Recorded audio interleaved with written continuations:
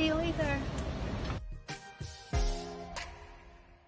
Hey guys, I'm here again, Jeshie Urs. Ngayon ituturo ko sa inyo kung paano mag-change ng icons, yung the latest natin sa iOS 14, 'di ba? A few days ago, very trending ang iOS right now kasi maraming bago ang binigay ng iPhone user or iOS kasi yung mga dito ba ito, halimbawa nito. Dati parang ano lang siya, parang simple lang na hindi mo siya basta-basta ma-change yung icon.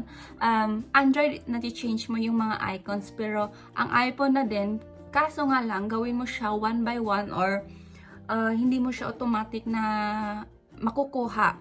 Kasi in the time earlier, nag-research ako nito, which is it's take time for me to learn, like 2 hours and a half maybe, and then kailangan mo ng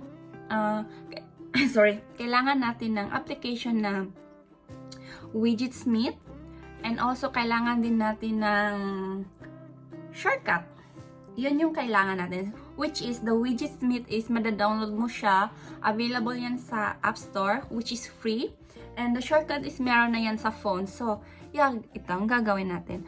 But bago kayo mag-start, para madalian lang, mag-download na kayo ng mga icons na gusto nyo. Like, for example, Facebook.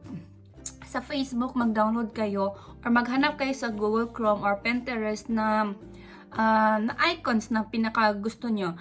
Or di kaya sa icons8.com or ilalagay ko sa description para makita nyo. Doon maraming mga cute na icons like this na kung anong meron ako. They are so cute. Tingnan nyo. Ay, sorry. Ayan.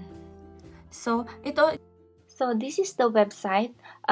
Pumunta ako sa icon8.com at dito ako kumuha ng mga icons para sa aking social media. So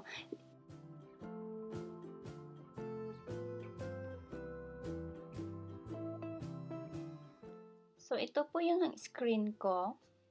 Ayan.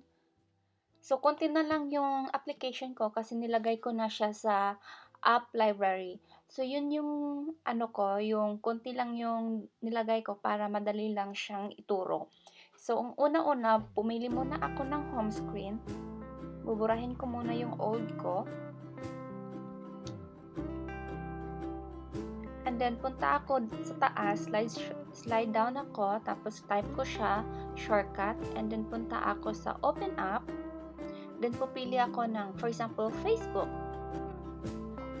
Tapos, i-click ko yung dot sa gilid. Then, papangalangan ko siya ng Facebook, and then Facebook ulit. Tapos, click the icon para palitan mo yung picture.